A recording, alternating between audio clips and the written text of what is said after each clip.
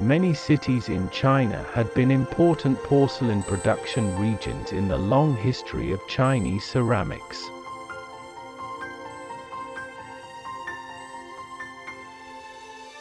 But no other cities except Jingdezhen could best represent Chinese porcelain industry in terms of product diversity, techniques maturity and industry system integrity. There is a sophisticated system for traditional porcelain production in Jingdezhen, known as 72 procedures, which are required for clay to be transformed into porcelain. In fact, these procedures mainly fall into four major stages: material processing, hand forming, decoration, and firing. Among all sorts of materials, China stone is the most important. The rock-like stone becomes magically plastic when mixed with water after being smashed and processed, making it a chief material for making porcelain body. It is a composite of mineral aggregates and consists of quartz, cerussite, kaolinite, feldspar, carbonate and other minerals. These elements are well balanced, which provides all the technological properties required for making porcelain. Sanbao village, located in the southern suburb of Jingdezhen, preserves rich forest and water resources and abundant China stones. Over the centuries, it has always been an important mine for exploiting and processing China stone. That is why traditional methods for processing China stone have been preserved here. Water-powered trip hammer is one of the inventions that fully reflect the wisdom of the ancient Chinese potters. It applies water power to drive iron hammers to smash China stone into powder. This not only liberates manpower, but also creates clay with rhombic molecular that is difficult to obtain even with modern technology. This kind of clay features strong plasticity, and porcelain produced with it is tougher and more durable. The mined China stones need to be washed repeatedly in water first to remove unwanted soil and dirt on their surfaces.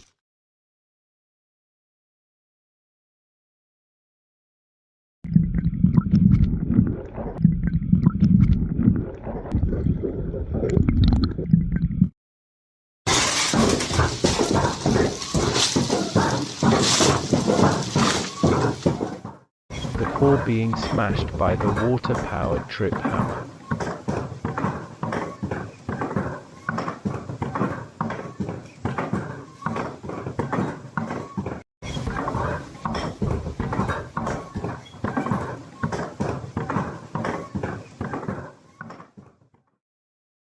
After about 24 hours, these small stones are smashed into fine powder. Then the powder shall be put into the stirring pool filled with water. With repeated stirrings, the crude particles in the powder would sink into the bottom of the pool.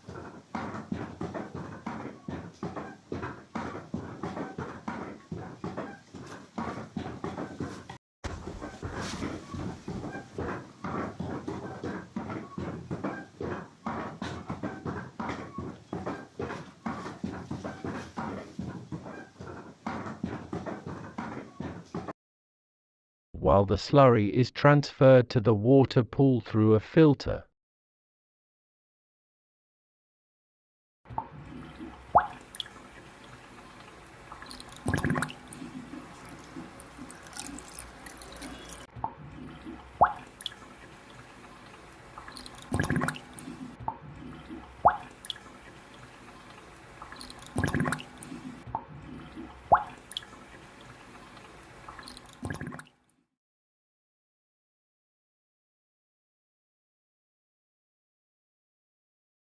the remaining particles in the stirring pool are removed from the pool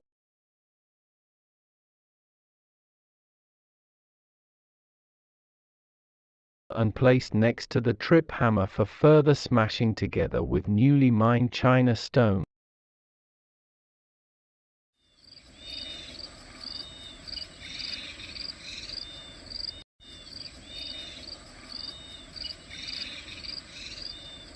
Water in the slurry would be gradually vaporized in the water pool. When there is little water left in the slurry, it would be transferred to the stirring pool through a pipe.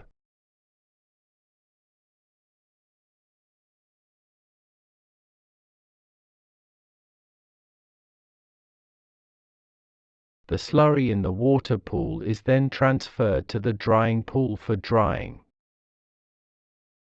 When the slurry is half dry, it would be scooped to the ground nearby for further drying.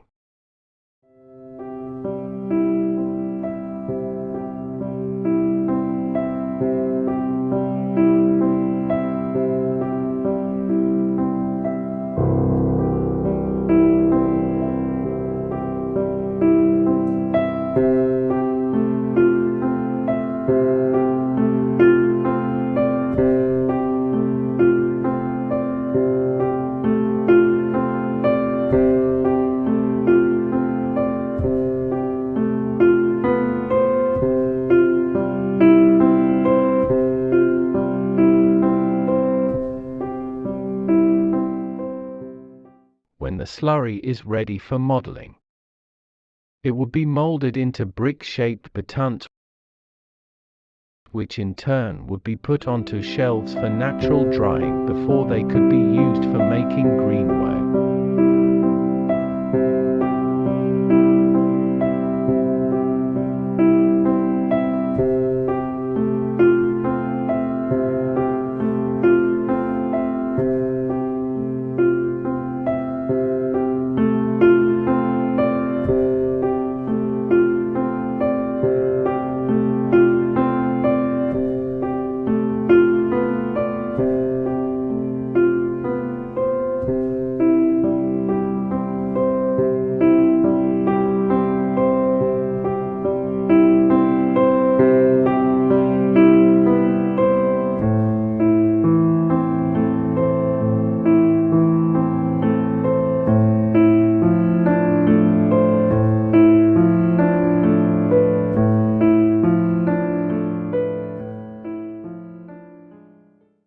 This is Gailing village of Jingdezhen, the place where kaolin was first found and named. More than 700 years ago, the kaolin discovered here led to a dramatic change to Chinese porcelain, making Jingdezhen the epicenter of Chinese ceramic industry. Kaolin is a kind of white clay. The proportion of aluminum oxide in kaolin could reach as high as 35%, which helps to raise the firing temperature, enhance porcelain strength and decrease the deformation rate. Therefore, it is vital for making quality porcelains, similar to China stone. Kaolin also needs to be smashed, refined, deposited and dried before being made into kaolin batons.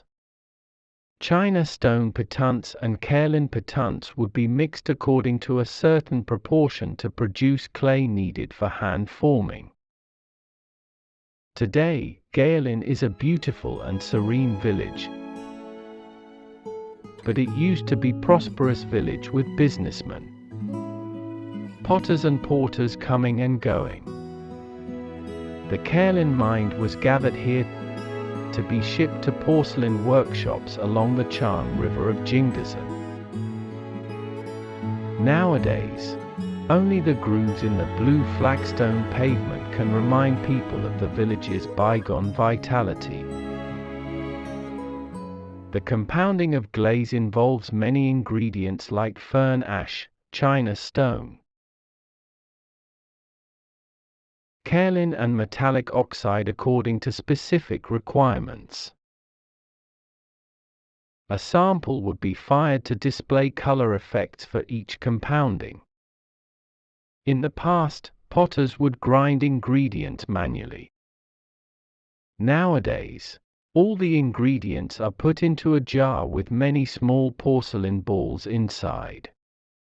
The jar is then put on a machine with rotating gears so that ingredients can be stirred and ground into powder.